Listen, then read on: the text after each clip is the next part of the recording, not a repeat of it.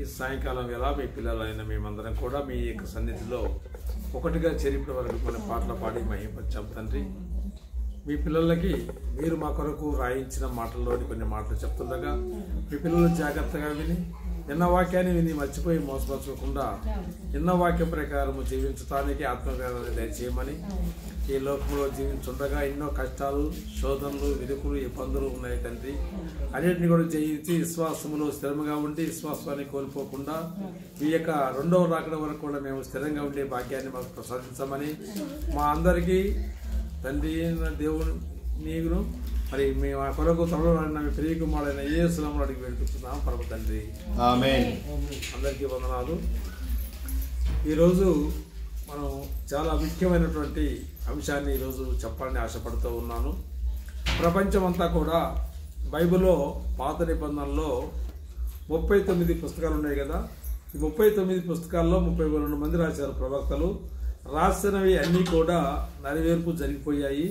ఇక ఒకటి మిగిలిపోయింది. ఏంటి తెలుసా? ప్రవక్తల ప్రవచనాలు అన్నీ కూడా జరిగాయి, ఇంకా ఒకటి జరగవలసినది. అదేంటి అంటే యేసు ప్రభు యొక్క రెండవ రాకడ గురించి ఈరోజు కొంచెం మనం మాట్లాడుకుందాం. యేసుక్రీస్తు రెండవ రాకడ యుగాంతం ఎప్పుడు? యుగాంతం ఎప్పుడు అంటే చాలామంది చెప్తారంటే యేసు ప్రభు ఏలు ఎలా పెట్టాడు కదండి, అంటే 2000 సంవత్సరంలో వస్తాడు అని కొంతమంది చెప్తున్నారు. 2012 డిసెంబర్లో యుగాంతం అయిపోద్దని మరి కొంతమంది చెప్తున్నారు. ఈ విధంగా ఎవరికి తోచినట్లుగా వాళ్ళు చెబుతూ అనేక మందిని మోసం చేస్తూ ఉన్నారు. ఈరోజు ఉన్నట్రా కాదంటారా? ఒక పెద్ద సంఘం ఉన్న పాస్టరు ఈరోజు యేసుక్రీస్తు రెండో రాకడ వస్తున్నాడు, మధ్యరాత్రి వస్తాడు, మనంతా చనిపోతాం కనుక మనము అండర్ గ్రౌండ్లోకి వెళ్దామని చెప్పేసి అందరిని తీసుకువెళ్ళి అడిగి తీసుకెళ్ళాడు. అండర్ గ్రౌండ్లో తీసుకెళ్ళి అన్నీ మూసేశారనమాట, గాలి రాకుండా. ఆయన తెల్లారు 12 గంటలు అయిపోయింది, యేసుప్రభు రాలేదు, తెల్లరైంది, యేసుప్రభు రాలేదు. ప్రజలందరూ కూడా దుమ్మెత్తి పోశారనమాట మన క్రైస్తవుల మీద. ఏంటి అండి, యేసుప్రభు త్వరగా వస్తానని త్వరగా రామని మనల్ని అనమన్నాడు, త్వరగా వస్తాను అని యేసుప్రభు చెప్పారు మనకి, అవునా కదా? ప్రకటన గ్రంథం తీయండి. దానికన్నా ముందు మొదటి కొరింథీయులకు రాసిన పత్రిక 2వ అధ్యాయము 4-5 వచనాలు.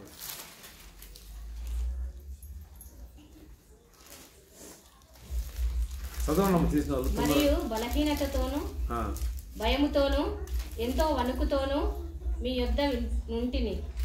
మీ విశ్వాసము మనుషుల జ్ఞానమును ఆధారం చేసుకొనక దేవుని శక్తిని ఆధారం చేసుకుని ఉండవలెనని నేను మాటలాడిన సువార్త ప్రకటించినను. జ్ఞానయుక్తమైన తీయని మాటలను వినియోగింపక పరిశుద్ధాత్మయు దేవుని శక్తియు కనపరచు దృష్టాంతములకే వినియోగించితిని. చాలు. ప్రసంగికుడు ఎవరైనా కానీ, దైవజనుడు తీయని మాటలు చెప్పడం కానీ, గంభీరంగా చెప్పడం కానీ కాదు. కానీ ఏమన్నాడంటే, మీ విశ్వాసము మనుషుల జ్ఞానమును ఆధారం చేసుకోవద్దు. మనుషులు రకరకాలుగా బైబిల్లో లేనివి బోధిస్తారు కాబట్టి వాళ్ళ మాటలు మీరు ఆధారం చేసుకున్నాక దేవుని శక్తి ఆధారం చేసుకోమన్నాడు. దేవుడు మన కొరకు రాయించిన 66 పుస్తకాలలో అన్ని వివరంగా రాయించాడు. కాబట్టి ఎంత పెద్ద జ్ఞాని అయినా కానీ మనిషి జ్ఞానాన్ని ఉపయోగించి గనక మనం దేవుని వాక్యం చెప్తే మనం అది సరిగా ఉండదు. ఎందుకంటే దేవుని శక్తి ఆధారం చేసుకుని ఉండవలెను. నేను మాట్లాడినను సువార్త ప్రకటించినను జ్ఞానయుక్తమైన తీయని మాటలు వినియోగింపక, అంటే తీయని మాటలు మీకు చెప్పట్లేదు. వినియోగంగా బైబిల్లో ఏదైతే రాయబడిందో ఆ మాటలే చెప్పడానికి సిద్ధపడి, అంటే పరిశుద్ధాత్మ దేవుని శక్తియు కనపరచు దుష్టాంతములు, అంటే పరిశుద్ధాత్మ దేవుడు ఏదైతే వాళ్ళకి చెప్పాడో, ఏదైతే రాయించాడో ఆ మాటలు చెప్పటానికి ఇక్కడ ఉన్నాను. కానీ మీకు నమ్మించడానికి, మోసం చేయటానికి తీయని మాటలు చెప్పాల్సిన ఆలోచన అనేది మనకు లేదనమాట. ఇది దీని యొక్క అర్థం. అయితే యేసుప్రభు రెండో రాకడ అంటే యుగాంతం. యుగాంతము అంటే ఏంటి అంటే, ఒకప్పుడు ఈ ప్రకృతి మనకు కనిపించే ఈ పంచభూతాలు లేవు. ఒకప్పుడు అంటే ఈ ప్రకృతి లేనప్పుడు ఇవన్నీ లేవు. ఇవన్నీ ఎలా వచ్చాయి? ప్రకృతి ఎలా కలిగిందంటే దేవుడు కలుగ్గాక అన్నాడు, ఇవన్నీ వచ్చాయి. అంటే కనిపించినటువంటి ప్రకృతి కనిపించని మాట నుండి వచ్చింది, నమ్మాలి. అవునా కదా? మాట మనకి కనిపించదు, వినిపిస్తుంది.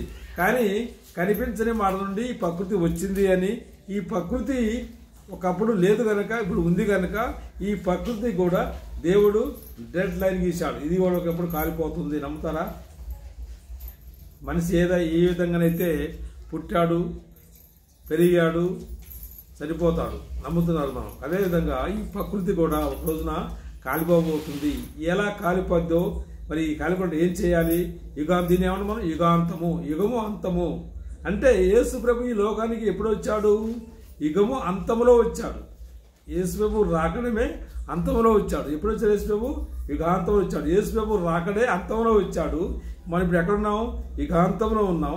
యేసు క్రీస్తు యొక్క రెండవ రాకడలో ఈ యుగాంతం అయిపోయి సృష్టి అంతా కాలిపోవటము యేసు ప్రభు మనందరినీ కూడా తీసుకెళ్ళడం జరిగిపోతుంది అనమాట.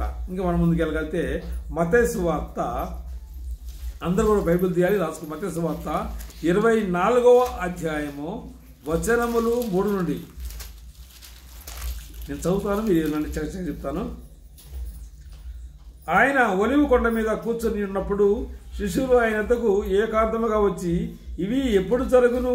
నీ రాకడకు యుగ సమాప్తికి సూచనలు లేవని మాతో చెప్పమనగా యేసు వారితో ఇట్లా నేను ఎవడు మిమ్మల్ని మోసపరచకుండా చూసుకునండి. ప్రభువు ఎప్పుడైనా కూడా యేసు ప్రభు శిష్యులు బోధించి అయిపోయిన తర్వాత ప్రత్యేకంగా ఉన్నప్పుడు శిష్యులు అడుగుతారన్నమాట, ప్రభువు ఆత్మ వస్తా అన్నాను, నీకు రాకడికి యుగాంతానికి సూచనలు లేవని అడిగినప్పుడు యేసు ప్రభు ఏం చెప్తున్నారంటే, ఎవడు కూడా మిమ్మల్ని మోసపరచని. ఎందుకంటే ఈ లోకంలో అనేక మంది వచ్చి బాబు అలాంటి వాళ్ళు అన్ని దాంట్లో ఉన్నారు ఇలాంటి వాళ్ళు, కానీ వాళ్ళ మాట మీరు నమ్మద్దు, బైబిల్ నమ్మండి. ఎందుకంటే బైబిల్ అంతా కూడా దేవుని మాటలు. అయితే ఇక సమాప్తి నేను సూచనలేవి అని చెప్పాను. యేసు వార్త ఇట్లా ఎవడు మిమ్మల్ని మోసపరచకుండా చూసుకోండి. అనేకులు నా పేరున వచ్చి నేనే క్రీస్తుని చెప్పి మోసపరిచేద్దరు. ఈ రోజుల్లో అనేక మంది దైవజనులు, మీరు ఏది సత్యమో ఏది అసత్యమో మీకు తెలియాలంటే ఏం చేయాలి? ఇప్పుడు ఒరిజినల్ ఉంది, శారీస్ మీరు బట్టల షాప్కి వెళ్ళినప్పుడు మీరు 10,000 రూపాయలు పెట్టి ఒక శారీ కొంటారు కదా, వాడు 1000 రూపాయలకి ఇస్తాను, నమ్ముతారా మీరు? అందులో ఏదో లోపం ఉందనే కదా. ఆ లోపం ఏముందో తెలియాలంటే అసలు ఒరిజినల్ మీకు తెలిస్తే డూప్లికేట్ ఏదో మీకు తెలుస్తుంది. ఇప్పుడు ఎందుకు మరి అనేక మంది క్రైస్తవులు మోసపోతున్నారంటే బైబిల్ చదవక, బైబిల్ వినక, బైబిల్ నేర్చుకోనక అనేక మంది విని మోసపోతున్నారు. మీరు మోసపోకండి. ఎందుకంటే దేవుడు మనిషికి ఒకే ఒక జన్మ, అపూర్వమైన జన్మ, ఇది మానవ జన్మ. ఈ జన్మ తర్వాత మనకి మరణం ఉంటుంది, తర్వాత మనకి నిత్య జీవులకు వెళ్ళిపోవాలి. వెళ్ళిపోవడం ఏం చేయాలంటే యేసు ప్రభు అన్నమాట. యేసు ఏమంటున్నారు? ప్రభువా, నువ్వు రెండో రాకడ వస్తాను, నీ రాకడకు ఈ యొక్క యుగాంతానికి సూచనలు ఏమని అడిగినప్పుడు యేసు ప్రభు ఏం చెప్తారంటే, నేనే క్రీస్తు అని చెప్పి పలువురిని మోసపరచెదరు, మరియు మీరు యుద్ధముల గురించి యుద్ధ సమాచారం గురించి వినబోదురు.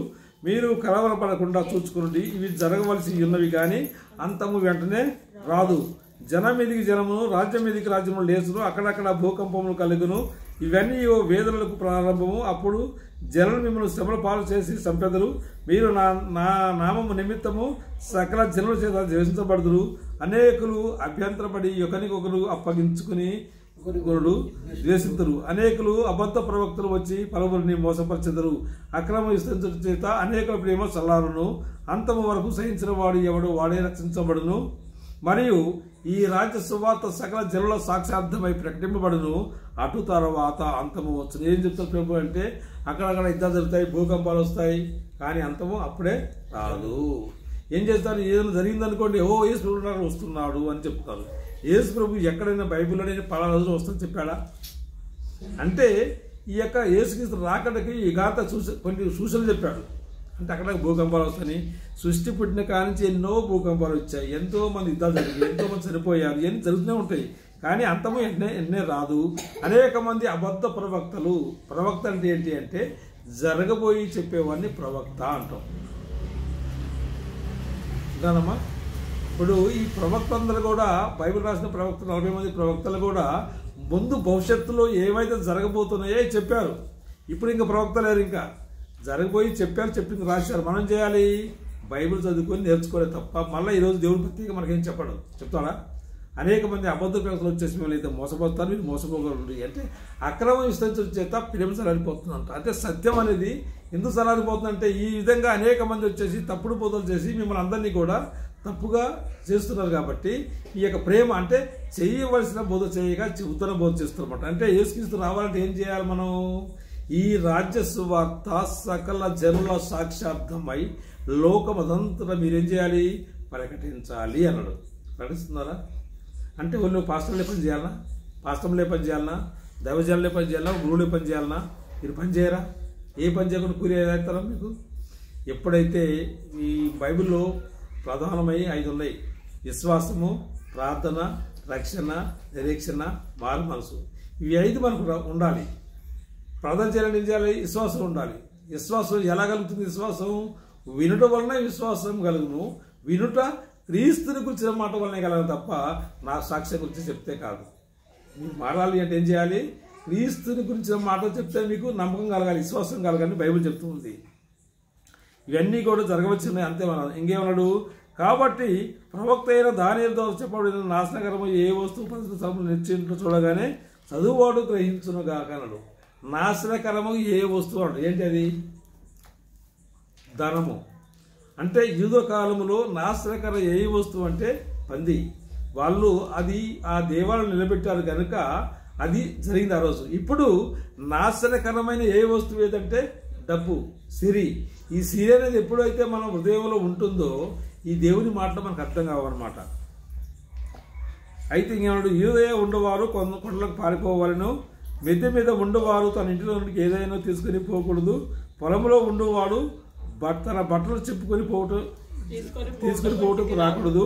అయ్యో ఆ దినములు గర్భిణులు పాలించే వారికి శ్రమ అన్నాడు. ఏ దినమున అంటే యూదులకి ఒక ఆచారం ఉందండి. అంటే సబ్బతు దినమున. సబ్బతు దినం ఎప్పుడు యూదులకి? సబ్బతు దినం ఎప్పుడమ్మా? శనివారం. ఆ దినాన్ని మీరు ఏం చేయాలి? చలి కదా, ఆ దినం కనుక ఏదో మీకు శ్రమ కలిగితే పరిగెత్తలేరు. కాబట్టి ఆ దినం రాకుండా చూసుకోమన్నాడు. ఇప్పుడు చలికాలం కదా, ఇది చలికాలంలో మీరు పరిగెత్తలేదు కాబట్టి శ్రమ రాకుండా చూసుకోమన్నాడు అనమాట. పారిపోవటం చలికాలం అందని సందినమైన రాకుండా సంభవింపులని ప్రార్థించుడి. లోక ఆరంభం నుండి ఇప్పటి వరకు అట్టి శ్రమయు కలగలేదు, ఇక ఎప్పుడూ కలగబోదు. ఆ దినము తక్కువ చేయబడక పోయినట్లా తప్పించుకున్నాడు. ఏర్పరచబడిన వారి నిమిత్తము ఆ దినములు తక్కువ చేయబడును. ఆ కాలమందు ఎవడైనా ఇదిగో క్రీస్తు ఇక్కడ ఉన్నాడు, అక్కడ ఉన్నాడు చెప్పినట్లా నమ్మకుడు. ఈ రోజులో చూస్తే అనేక మంది ఏం చేస్తారు? ఊర్లలో పెద్ద దేవాలయం వెళ్తున్నారు, అక్కడ ఉన్నాడు యేసుక్రీస్తు, వెళ్ళండి అలా అందరూ వెళ్తున్నాయి, ఆడికి వెళ్తున్నారు. ఇక్కడ ఉన్నాడు, ఇక్కడికి వెళ్తున్నారు. జరుగుతున్నాయి ఇప్పుడు చూస్తున్నారా? ఫోన్ నుండి దమ్మాయి కూడా జరుగుతున్నాయంటే ఆడికి వెళ్తారు. హైదరాబాద్ వెళ్తే ఆడికి వెళ్తున్నారు. ఏముంది? అక్కడికి వెళ్తారు, ఇక్కడికి వెళ్తారు లేదండి. అంతా కూడా ఏంటి? ప్రపంచం అంతా కూడా దేవుని యొక్క స్థలమే. అప్పుడు యూదులకి పరిశుద్ధ స్థలం అంటే ఏంటి అంటే ఆ కొండ దగ్గర మోసే కనపడి ఏం చెప్పాడు? మోసే, నువ్వు నిలబడినటువంటి ఈ పర్వతము పరిశుద్ధమైంది అన్నాడు. ఇప్పుడు పరిశుద్ధమైంది, అంతటా పరిశుద్ధమైంది మనం పరిశుద్ధంగా ఉంటే. కాబట్టి కాలం మారిపోయిందని మీరు తెలుసుకోవాలి. అబద్ధ క్రీస్తులను, అబద్ధ ప్రవక్తలను వచ్చి సాధ్యమైతే వేరుపరచబడిన వారిని కూడా మోసపరచుదురు. కూడా గొప్ప సూచక్రియలు చేయదు. ఈ రోజులు అనేక మంది సేవకులు ఏం చేస్తారు? సూచక్రియలు, గొప్ప గొప్ప విత్తలు చేస్తున్నారు. ఇవన్నీ జరగవు. జరిగినట్టు జరిగినట్టు మనం నడిపిస్తుంది. ఎందుకంటే సాతాను మన కళ్ళకి అవిశ్వాసులైన వారి మనోనేత్రాలు గుడ్డితరంగా చేస్తున్నాడు కనుక మనకి వాళ్ళు చెప్పింది నిజమని మనం అనుకుంటున్నాం. ఇంకా ఏం చెప్తాడు యేసు ప్రభు? ఆకాశము భూమి 35 వచ్చినమ్మా, ఆకాశము భూమి గతించును కానీ నా మాటలు ఏ మాత్రము గతింపవు. అయితే ఆ దినమున గూర్చియు ఆ గడిన గూర్చియు తండ్రి మాత్రమే ఎరుగును. ఏ మనుషుడైనను పరలోక మంది దూతలైనను కుమారుడైన ఎరగరు అన్నాడు. ఏం చెప్తున్నాడు? ఆకాశం భూమి గతించిపోవచ్చు కానీ నా మాటలు ఒక్క మాట కూడా గతించిపోదు.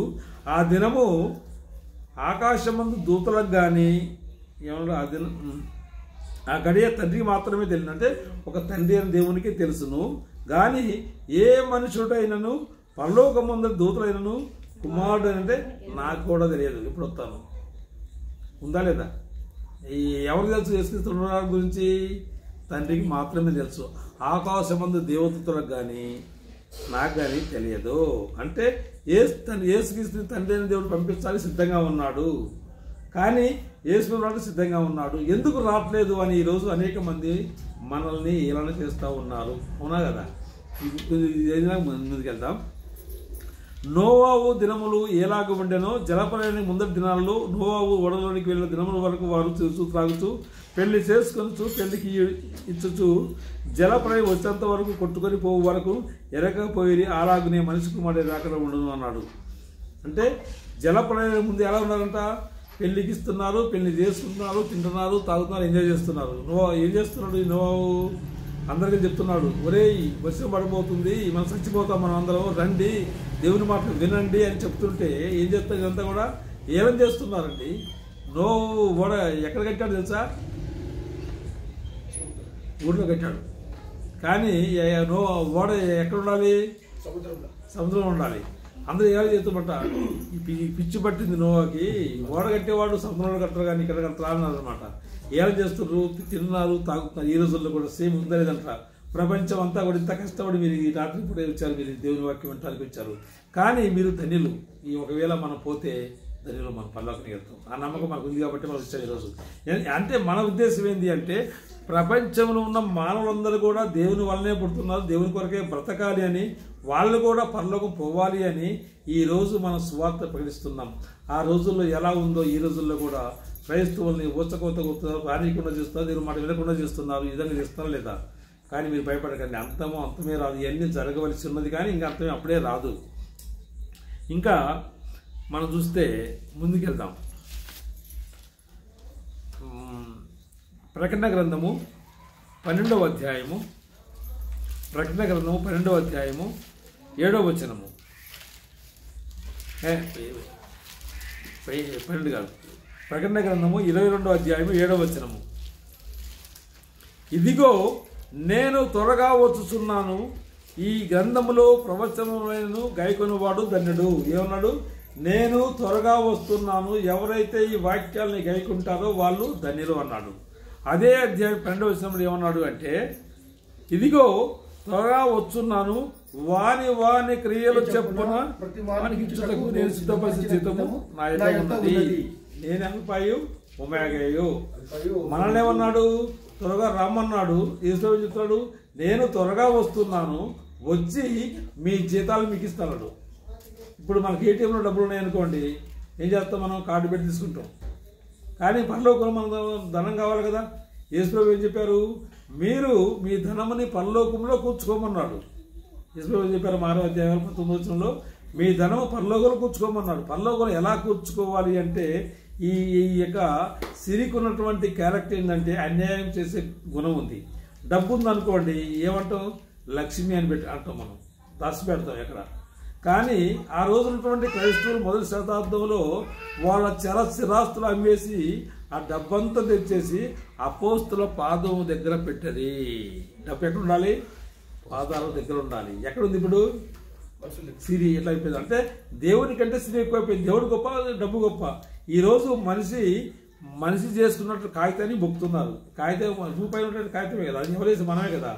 మనం చేసేది మనమే మొక్కుతాం. అసలు ఎవరు మొక్కాలి? మనం సృష్టికర్తనే మొక్కాలి, సృష్టాన్ని కాదు. సృష్టినంతని చేసినటువంటి దేవుణ్ణి మనం మొక్కాలి అని ఉంది. త్వరగా వస్తున్న యేసు రాలేదంటే 2వ పేతురు రాసిన పత్రిక అందరూ కూడా తీయాలి. 2వ పేతురు 3వ అధ్యాయము 3వ వచనము. 2వ పేతురు రాసిన పత్రిక 3వ అధ్యాయం 3వ వచనము. అంత్య దినములలో అపహాసికులు అపహసించు వచ్చి తమ స్వకీయ దురాశ చొప్పున నడుచుకొనుచు ఆయన రాకడను గూర్చిన వాగ్దానం ఏమాయను మీ పితరులు నిద్రించిన మొదలుకొని సమస్తమును సృష్టి ఆరంభం ఉన్నట్టే నిలిచి ఉన్నది అని చెప్పుదరని ఏం చేయాలి? అపహాసికులు అన్యులు అంటే క్రైస్తవులు కాని వాళ్ళు అనేక మంది చదవాల్సి. మీ ప్రభు ఏంటండి బైబిల్లో 2000 సంవత్సరాల క్రితం నేను త్వరగా వస్తా అన్నాడు, ఇంకా రాలేదు అని మనల్ని అపహసిస్తూ ఉన్నారు. ఎందుకు? సృష్టి ఆరంభం నుండి ఇప్పుడు వరకు ఎలా ఉందో అలానే ఉన్నది, ఏం జరగట్లేదే, యేసు రావట్లేదు ఏంటి అని మనల్ని ఏమైనా చేస్తూ ఉన్నారు. ఎందుకు రావట్లేదని ఎవరైనా ఆలోచిస్తున్నారా? మన పిల్లలు ఇంటికి రాకపోతే ఆలోచన, మన పిల్ల ఎక్కడికి వెళ్ళారనుకోండి, ఇంగ్లాండ్ అమెరికా వెళ్ళారనుకోండి, రాకపోతే ఆలోచన ఎప్పుడైనా యేసు క్రీస్తు రెండో రాకడలు ఎందుకు రావట్లేదు, ఈ మాట చెప్పి 2000 సంవత్సరాలు అవుతుంది, ఇంకా రాలేదు, ఎందుకు రావట్లేదు ఆలోచిస్తున్నారా? ఏ క్రైస్తవ ఆలోచించలేదండి. ప్రభువు అన్ని అడుగు చేస్తున్నాం మనం, కానీ ప్రభు ఎందుకు రావట్లేదంటే 7వ వచనం, అయితే ఇప్పుడు ఆకాశము భక్తిహీనుల తీర్పునకు నాశనమునకు జరుగు దినము వరకు అగ్ని కొరకు నిల్వ చేయబడినది, అదే వాక్యం వలన భద్రం చేయబడింది. ఏ వాక్యం చేతనైతే ఈ ప్రకృతి కలిగిందో ఆ ప్రకృతి చేత దేవుని భక్తిహీనులు, భక్తి అంటే దేవుని ఎరగని వాళ్ళు, దేవుని ఏలన చేసే వాళ్ళకి వరకు, భక్తిహీనుల కొరకు అగ్ని కొరకు నిల్వ చేయబడి ఉన్నది. ఈ వాక్యం చేతనే ఉందన్నమాట. సాతాను కూడా ఏ వాక్యం చేతనైతే దేవుడు నిర్మించాడో ఈ సృష్టిని, ఆ వాక్యాన్ని అడ్డు పెట్టుకుని సాతాను కూడా మనతోటి ఆట ఆడుకుంటుందని. యేసు ఏమన్నది, నీవు దేవుని కుమారుడు అయితే రొట్టెలు తినమన్నది, నీ దేవుని కుమారుడు అయితే కింద దూకమన్నది. అంటే సాతానికి భయం తెలుసంటారా? ఇది మనకైతే లేదు, అవును కదా? అయితే ఏ వాక్యాన్ని బట్టి అయితే సృష్టి కలిగిందో ఆ వాక్యాన్ని ఆధారం చేసుకుని సాతాను మనల్ని మోసం చేస్తుంది కనుక మనం జాగ్రత్తగా ఉండాలి. అంటే 9వ వచనం, కొందరు ఆలస్యమని ఎంచినట్లు ప్రభు తన వాగ్దానమును ఆగోచి ఆలస్యం చేయవాడు కాడు, గాని ఎవడు నశింపవలనని ఇచ్చేయింపక అందరూ మారు మనసు పొందాలని కోర్చు మీ ఎడల దీర్ఘశాంతం గలవాడై ఉన్నాడు. అందరూ కూడా మారు మనసు పొందాలి, అందరూ దేవుడు తెలుసుకోవాలి, సత్యాన్ని తెలుసుకోవాలి అని దేవుడు యేసుక్రీస్తు తన యొక్క రెండవ రాకడిని ఆలస్యం చేస్తున్నాడు. ఎందుకు ఆలస్యం చేస్తున్నాడు ఇప్పుడు అర్థమైందా మీకు? అందరూ అంతటా మారు మనసు పొందాలి, అందరూ దేవుడిని తెలుసుకోవాలి, సత్యాన్ని తెలుసుకోవాలి. అందరికీ దేవుడు ఒక్కడేనని బైబిల్ చెప్తుంది, అన్ని ఖురాన్ అదే చెప్తుంది, భగవద్గీత కూడా అదే చెప్తుంది. ఒక్క దేవుడే ఎవరు అనేది ఎవరిని ఆలోచన చేస్తున్నారా? దేవుడు ఎవరమ్మా, ఒక్క దేవుడు ఏది చెప్తారా మీరు? మనకు కూడా తెలియదు. ఎఫెసీయులకు పత్రిక 4వ అధ్యాయం 5-6 చూస్తే అందరికీ తండ్రి అయిన దేవుడు ఒక్కడే. ఎవరైనా తండ్రి. పాత నిబంధన మొత్తం మనం చదవగలిగితే యెహోవా అని ఉంటుంది, యెహోవా అని ఉంటుంది. యెహోవా అంటే అర్థం ఏంటి? ఉన్నవాడు అంటే యెహోవా. పాత నిబంధన పేరుంది, కొత్త నిబంధనలో ఎక్కడైనా యెహోవా అనే పేరుందా? ఇప్పుడు ఏం చేయాలి మనం? దేవుణ్ణి తండ్రి అనాలా. ఎవరు తండ్రి అంటారు దేవుని తెలుసా? ఎవరు అయితే పరిశుద్ధాత్మ ఉంటుందో వాళ్ళు మాత్రమే దేవుణ్ణి తండ్రి అబ్బా అని పిలుస్తున్నాం. అందరూ బాప్తిసం తీసుకున్నారా? బాప్తిసం తీసుకున్నారు అందరూ? బాప్తిజంలో మీకు ఏమి ఇచ్చారు? పరిశుద్ధాత్మని మీకు వరంగా ఇచ్చాడు లేదా? మీలో ఉందా పరిశుద్ధాత్మ? ఉందా? ఉంది. నమ్మరు మీరు. అందరిలో కూడా ఎంతమంది అయితే తండ్రి కుమార పరిశుద్ధాత్మ బాప్తిసం తీసుకుంటారో అందరిలో కూడా పరిశుద్ధ దేవుడు ఉన్నాడు. కాబట్టి పరిశుద్ధాత్మ చెప్పినట్టుగా మనం వినాలి. ఎందుకు యేసు ప్రభువు ఉన్నాడు ఆలోచిస్తుందంటే అందరూ కూడా మారు మనసు పొందాలి. ఇప్పుడు యేసు ప్రభు వచ్చాడు అనుకోండి, చాలా మంది నరకానికి పోతారు కదా, అవకాశం ఇవ్వాలి కదా మరి వాళ్ళకు కూడా. మరణాత అని ఒక సంఘం ఉంది. మరణాత అంటే మీనింగ్ తెలుసా? మరణాత ఒక సంఘం కూడా ఉంది. మరణాత అనగా యేసు రమ్ము. యేసు రమ్ము అని పిలిచావే, రమ్ము అని పిలిచిన యేసు వస్తే నువ్వు పరలోకానికి వెళ్ళగలవా? ప్రశ్న. కాబట్టి దేవుని యొక్క చిత్తాన్ని భూమి మీద మనం నెరవేర్చాలి. అప్పుడు మనం యేసు రమ్ము అనాలి. యేసు త్వరగా రానాలి. యేసు త్వరగా వచ్చి పిలిచాడు అనుకోండి, మనకు పరలోకి వెళ్ళే గ్యారంటీ ఉందా? ఎలా ఏం చేయాలి? మనం దేవుని యొక్క ఇష్టాన్ని, దేవుని యొక్క చిత్తాన్ని మనం భూమి మీద సంపూర్ణంగా మనం నెరవేర్చాలి. అయితే 10వ వచనం, అయితే ప్రభు దినము దొంగ వచ్చినట్లు వచ్చును, ఆ దినమున ఆకాశములు మహాధ్వనితో గతించిపోవును, పంచభూతములు వికటమైన యంత్రముతో లయమైపోవును, భూమి దాని మీద ఉన్న కృత్యములు కాలిపోవును అన్నాడు.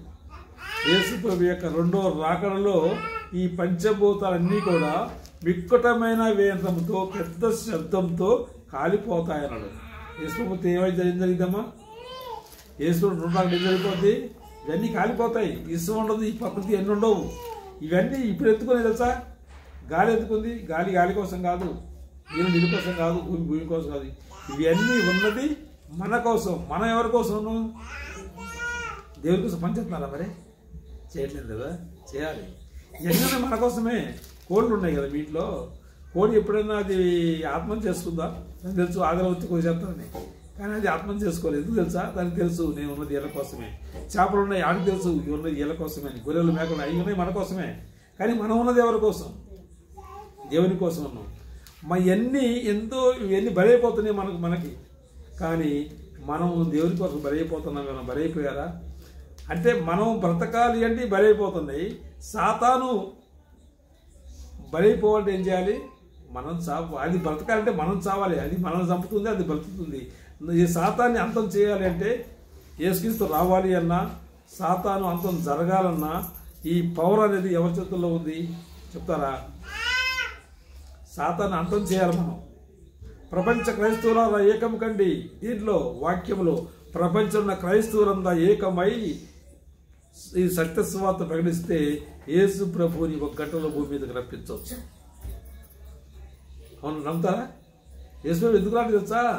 వస్తే కనుక అనేక మంది పోతారు, నరకాన్ని పోవడానికి దేవునికి ఇష్టం కాదు కదమ్మా. అందరూ ఏం చేయాలి? బైబిల్ ఏముంది? మత్తయి సువార్త 24:14 వచనంలో ఈ రాజ్య సువార్త లోకమదంతట ప్రకటింపబడవలెను, అటు తర్వాత అంచవచ్చు. అంటే మీరేం చేయాలి? మ్యాజిక్ జిమ్మికి చేసిన పనే లేదు. మీరు వెళ్ళి క్రైస్తవులంతా ఇప్పుడు ఎంతమంది ఉన్నారు తెలుసా? క్రైస్తవులు 300 కోట్లకు పై క్రైస్తవులు ఉన్నారు. వీళ్ళందరూ కనుక మిగతా 400 మంది కనుక సువార్త చెప్పగలిగితే 1 గంటలో యేసు వచ్చేస్తాడు అని చెప్తున్నారా? అన్ని భిన్నమైన సువార్తలే కదా. నా విశ్వాసం నాది, మీ విశ్వాసం ఇది. నువ్వు క్రైస్తవులు, మీరు ఏ సంఘం? ఇది మురియా సంఘం. మాది సంఘం, బాబు సంఘం. సంఘాలు ఉన్నాయి బాబీలో. ఒకే సంఘము, ఒకే క్రీస్తు, ఒకే విశ్వాసం, ఒకే దేవుడు. ఒకటిగా ఉన్న క్రైస్తవులంతా ఎక్కువ ఎప్పుడు ఏకమైతలేదంతా. ఏకం కావాలి కదా. అందరు కూడా ఈ సత్య సువార్త చెప్పాలి. రహస్యవార్త ఏంటంటే యేసు క్రీస్తు బోధించిన బోధ ఈ ప్రపంచానికి ఈరోజు వరకు అందట్లేదు. అంత నకిలీ డూప్లికేట్. ఈరోజు ఒరిజినల్ లేదు, నకిలీ, మోసం, భయం, మృత్యు.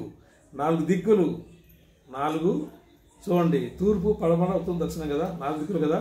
4 దిక్కులు 4 ఉన్నాయి. ఒకటేం తెలుసా? నకిలీ. ఎక్కడ చూసిన నకిలే. మోసం, భయం, మృత్యు.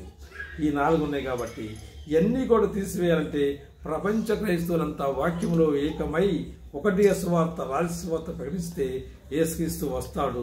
తర్వాత మొట్టమొదటిగా నరకానికి వెళ్ళిపోయేవాడు ఎవరంటే 2 తెస్సలోనికీయులకు రాసిన పత్రిక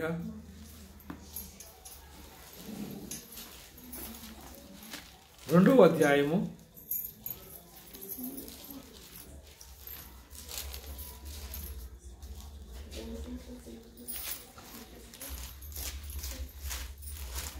8 నుండి చదువుతా వినండి. అప్పుడు ధర్మ విరోధి బయలుపరచబడును, ప్రభువైన యేసు తన నోటి ఊపిరి చేత వాని సవరించి తన ఆగమనం ప్రకాశం చేత నాశనం చేయును. యేసు 2వ రాకడలో యేసు యొక్క నోటి మాట ద్వారా వాడిని సవరించుతాడు. సాతాన్ని. ఎవరిని? సాతాన్ని. అది నశించుకోవాలి, తనకు వెళ్ళిపోవాలి అంటే యేసు రావాలి. యేసు రావాలని మనం చేయాలి, ఈ రాజస్వార్తను ప్రకటించాలి. అయితే నశించువారు తమ రక్షింపబడుటకై సత్య విషయమై ప్రేమను అవలంబించకపోయారు గనుక వాని రాక అబద్ధ విషయమై సమస్త బలముతోనూ నానా విధములైన సూచక్రియలతోనూ మహత్కార్యముతోనూ దుర్నీతి పుట్టించు సమస్తమైన మోసంతోనూ నశించు వాళ్ళు సాతాను కనబరచు బలమును అనుసరించియుండును. ఇవన్నీ కూడా సూచక్రియలు, మహాత్మ కార్యాలు జరిగినటువంటివి లేనటువంటివి సాతాను చేపిస్తే మన కళ్ళకు చూపిస్తున్నాడు. నిజమైన నమ్మి మనం మోసపోతున్నాము. ఏం జరగవు కానీ జరిగినట్టు చూపిస్తున్నాడు సాతాను. చేత సత్యమును దుర్నీతిని యందు అభిలాష గల వారందరకు శిక్షావిధి పొందుటకే అబద్ధమును నమ్మనట్లు మోసం చేయు శక్తిని దేవుడి వారికి పంపుతున్నాడు.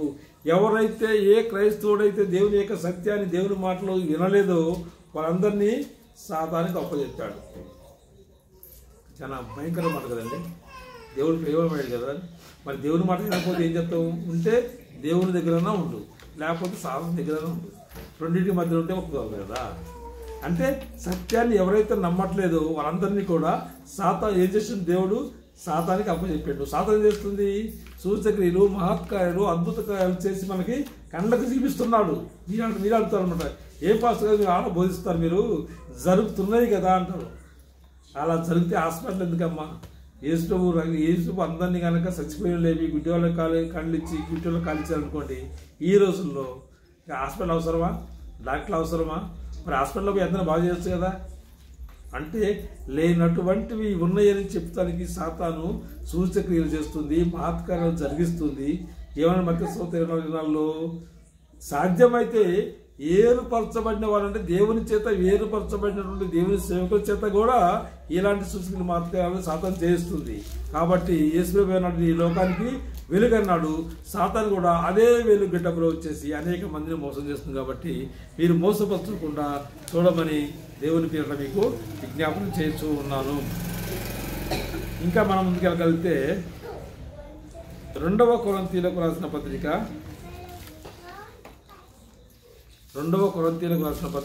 12వ అధ్యాయం 12వ వచనము.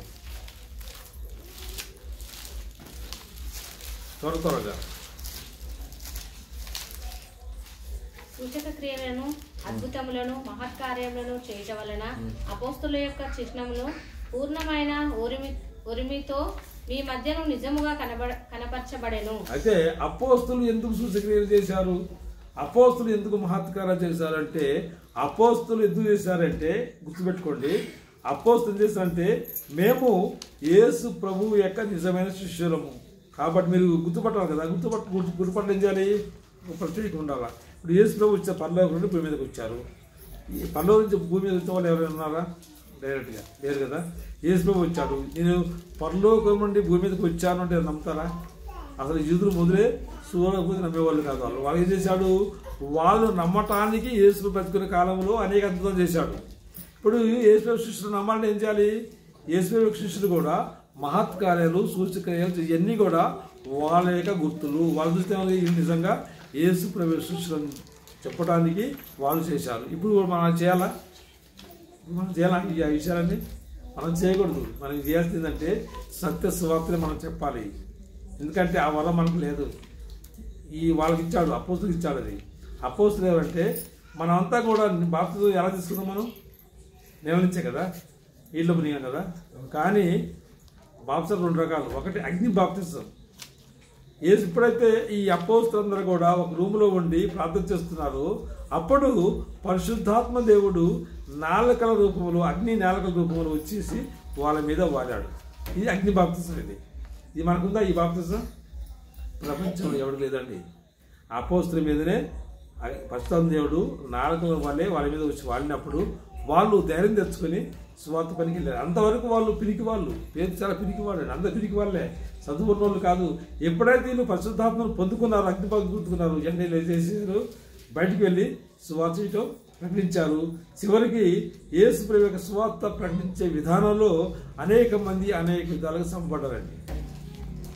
ఎందుకంటే యేసు ప్రభు కంటే ముందు ఎంతో మంది వచ్చారు. ఎవరు? ప్రవక్తలు వచ్చారా? యేసు ప్రభు కంటే అనేక మంది ప్రవక్తలు వచ్చారు. వాళ్ళు కూడా ఈ సత్య సువార్త కోసం వాళ్ళు కూడా రకరకాలుగా చంపబడ్డారు. కొంతమంది రాత కొట్టి చంపేశారు, కొంతమంది కర్రత కొట్టి చంపేశారు, రకరకాల చంపేశారు. ఎందుకు చంపేశారు? సువార్త ప్రకటించుదాన్ని. ఈ రోజుల్లో కూడా సత్యాన్ని మనం ప్రకటిస్తామంటే ఎంతమంది ఇచ్చారంటే ఈ కొంచెం మంది. మీకు చెప్పాల్సింది ఏంటంటే, నేను నేర్చుకున్న ఈ సత్యాన్ని, అంటే బైబిల్లో ఉన్న ఈ సత్యాన్ని మీకు చెప్పి మీరు కూడా మోసపరచుకోండి. మానవ జీవితంలో 60-70తో ఉండేది కాదు. ఈ జీవితంతో మరో జీవితం ఉంది. ఆ జీవితంలో మేము పరలోకం వెళ్ళాలి అంటే మీరు ఏం చేయాలి అంటే బైబిల్ ప్రకారంగా మనం బ్రతకాలి అని చెప్పడానికి ఇది రాసి పెట్టిందనమాట. అయితే గలతీయులకు రాసిన పత్రిక 1వ అధ్యాయము 8-9 వచనాలు. మేము మీకు ప్రకటించిన సువార్తగాక మరి యొక్క సువార్తను ఏమైనాను పరలోకం నుండి వచ్చిన యొక్క దూత అయినను మీకు ప్రకటించిన ఎడల అతడు శాపగ్రస్తుడు అవునుగాక. ఏం చెప్తున్నారు పౌలు ఏం చెప్తున్నారంటే, మేము ప్రకటించిన సువార్త గాక మరి యొక్క సువార్తను ఎవడైనా ప్రకటించిన వాడు శాపగ్రస్తుడు. పరలోకం నుండి ఒక దూత చెప్పినా, లేదండి పరిశుద్ధ దేవుడు బయలుపరచాలని చెప్పినా మీరు వినకూడదు అన్నాడు. బైబిల్లో క్లారిటీ ఉందా లేదా? లేఖనాలు చూపిస్తాను మీకు. బైబిల్లో చెప్పాడు కదా, ఆత్మ చెప్పాడు కానీ ఆత్మ చెప్పినా మరి పరిశుద్ధాత్మ వచ్చాక చెప్పిన తర్వాత ఒక దూత వచ్చి చెప్పినా కానీ మీరు నమ్మద్దు అన్నాడు. అంటే మేము ప్రకటించిన సువార్త కాక మరి యొక్క సువార్తను ఎవడని ప్రపంచంలో కనీసం మేము వచ్చి చెప్పినది నమ్ముతున్నాడు. అవునా కదా? ఉందా? ఏమన్నారు ప్రభు గారు? ఈ సువార్త అంటే మాకు దేవుడు బయలుపరిచింది మేము ఆ రోజు బోధించింది మేము రాశాము. మీరేం చేయాలి? మేము రాసిన మాటలు మీరు చదువుకున్న యెడల నాకు కలిగిన అనుభవం మీకు వస్తున్నాడు. కానీ ప్రత్యేకంగా మన దేవుడు చెప్పడం మీకు ఇంకా ఉందా? ఒకవేళ నేను బతికొచ్చి మనం చెప్పినా మీరు నమ్ముతాను అంతే. పరలోకంలో దూతం చెప్పినాను నమ్మద్దు, పచ్చని దేవుడు చెప్పినాను నమ్మద్దు. అంటే బైబిల్లో 66 పుస్తకాల్లో రాయబడినది సువార్త సరి అయిన సువార్త అని మీరు తెలుసుకోవాలి. అవునా కదా? నమ్ముతారా? నమ్మరా? అయితే ఇప్పుడు మార్కు సువార్త 16వ అధ్యాయము 20వ వచనము.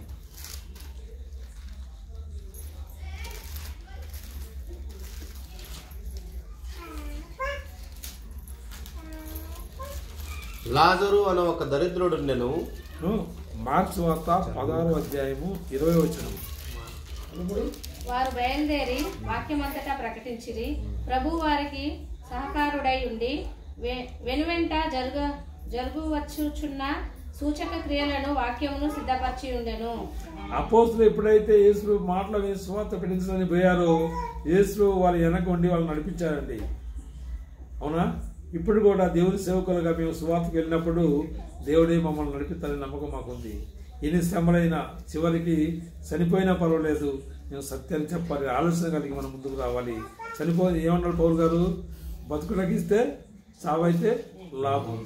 బతుక ఆయన కోసం బతకాలి, లేకపోతే చనిపోవాలన్నాడు. ఇది ప్రభు యొక్క రాకడ ఎందుకు ఆలోచన చేస్తున్నాడు అంటే ఇది కారణం మనకి అర్థమైపోయిందని అనుకుంటున్నాను. అయితే మీ విశ్వాసం అనేది స్థిరంగా ఉండాలి. నోవాహు కాలంలో ఏ విధంగా అయితే నోవాహు ప్రకటిస్తుంటే దేవుని మాటలు జనులు తినుచు త్రాగుచు పెళ్లికి చేసుకుంటూ పెళ్లికిచ్చు ఎలా ఉన్నారు, విశ్రాంతిగా జీవించారో ఈ రోజుల్లో కూడా యేసుక్రీస్తు రెండో రాకడలో ఈ సమయంలో కూడా ప్రపంచం అనేక ప్రాంతానికి మనం వెళ్ళి దేవుని మాట చెప్తున్నప్పుడు దేవుని మాటలు వినకుండా ఉన్నారు. కారణం ఏంటంటే యేసు ప్రభు వచ్చినప్పుడు అందరూ కూడా ఆయన చూసి ప్రభువా నువ్వు అని తుమ్ము కొట్టుకుంటారంట. అంటే అప్పుడు అంటే మీరు అనొచ్చు పరలోకం చూపించామని మీరు అనొచ్చు. పరలోకం నేను చూడలేదు, కానీ ఒకవేళ ఉందో లేదో మనకు లేదు. ఉందని నమ్ముతున్నాం కదా, క్రైస్తవులుగా పరలోకం ఉంది అని నమ్ముతున్నాం.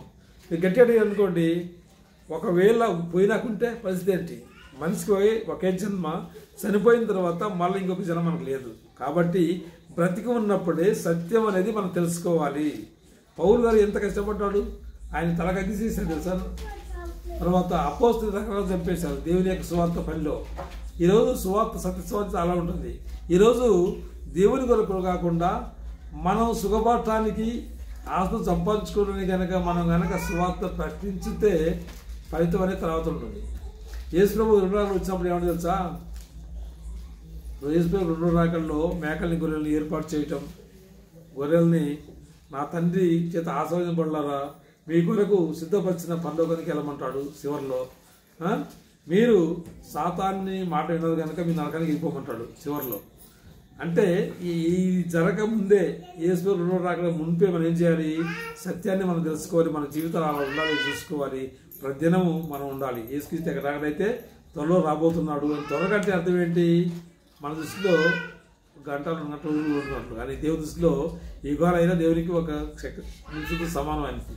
అయితే యేసుక్రీస్తు రావడానికి సిద్ధంగా ఉన్నాడు, తండ్రి కూడా సిద్ధంగా ఉన్నాడు. ఆయనకి వచ్చే ముందు ప్రపంచం అంత కలవరంగా ఉంటుంది, అశాంతి ఉంటుంది. మనం చూసాం లాస్ ఏంజల్లో అన్ని కాలిపోయాయి, ఎన్ని కూడా జరుగుతూ ఉన్నాయి, కానీ అంత రాదు. అంటే యేసుప్రభు పలానా టైం అని చెప్పలేదు, కానీ యేసుప్రభు రావాలంటే ఏం చేయాలో చెప్పాడంటే ఏం లేదు. యేసుప్రభు రావాలి అంటే మత్తయి సువార్త 24:14లో ఈ రాజ్య సువార్త మీరు సకల జనుల సాక్షాత్మై ప్రకటించండి. మీకు కూడా బాధ్యత ఉన్నది. ఎవరైతే చెప్పండి, మీరు పక్కన చెప్పలేదా? కొంతమంది చెప్పండి, రోజుకి చెప్తారు లేదా? యేసుప్రభు ఏమన్నాడు? నన్ను జ్ఞాపకం చేసుకొని తీసుకోమన్నాడు రొట్టెని. రేపు ఫస్ట్ ఆదివారం కదా, రేపు ఉంటుందా బల్లా ఆరాధన? బల్లా తీసుకోమని ఏం చెప్తారు మీకు? యేసుప్రభు ఏం చెప్తాడు? నన్ను జ్ఞాపకం చేసుకోవడానికి తీసుకోమంటాడు. మరి మీరు ఎవరిని జ్ఞాపకం చేసుకున్నారు? యేసు నిజంగా లోక రక్షకుడని, ఆయన దైవ కుమారుడని, ఆయన ద్వారా మనకు ఉందని, ఆయన ద్వారా మన పరలోకి వెళ్తామని ఆయన గురించి మన సువార్త మనం ప్రకటించాలి. ఇది సువార్త. సువార్త అంటే మీనింగ్ తెలుసా? యేసుక్రీస్తు మరణము, సమాధి, పునరుత్థానం. ఈ సువార్త మీరు చెప్పాలి. ఈ కొద్ది వాక్యాన్ని దేవుళ్ళు ఎన్నికలో జీవించగాక. ఆమేన్. ప్రార్థన చేసుకుందాం. ప్రస్తుతమైన మా ప్రభు తండ్రి, మీ పిల్లలకి మీ యొక్క రెండవ రాకడ గురించి కొన్ని మాటలు చెప్పారు తండ్రి. విన్న పిల్లలు జాగ్రత్తగా విన్నారని నమ్ముతున్నాను. విన్న వాక్యము మరి వాళ్ళు మర్చిపోకుండా మీ యొక్క వాక్యంలో జీవిస్తానికి దయచేయమని, ఎన్నో కలతలు, కష్టాలు, శోధనలు ఉన్నప్పటినీ కూడా అన్నింటినీ కూడా పక్కన పెట్టేసి మీ యొక్క మాట ప్రకారం మీ పిల్లలుగా జీవిస్తానికి బాగా దయచేయమని, అనేక మందికి మీ యొక్క సువార్తను చెప్పడానికి మరి వాళ్ళకి ఆత్మజ్ఞానాన్ని కూడా దయచేయమని, ఇంకా అనేక మంది సంఘంలో చేర్చబడి ఈ సంఘ విస్తరణ జరిగేటట్టుగా చూడమని, మరి నాగేష్ని మీరు జ్ఞాపకం చేసుకోండి. ఎంతో ప్రయాసపడి ఈ ఊర్లు మరి సంఘం నిర్మించబడాలని, అనేక మంది ఎవరు రక్షించుకోవడం మీకు ఇష్టం లేదు కనుక ఈ ఊరు ప్రజలందరూ కూడా మీ యొక్క సత్యాన్ని తెలుసుకొని మీ మార్గంలో నడిచి తిరిగి పరలోకానికి రావడానికి ప్రశ్నించమని మా అందరికీ తల్లు రాయన మీ ప్రియ కుమారుడు మా ప్రభువైన యేసు అడుగుతున్నాం తండ్రి. ఆమేన్.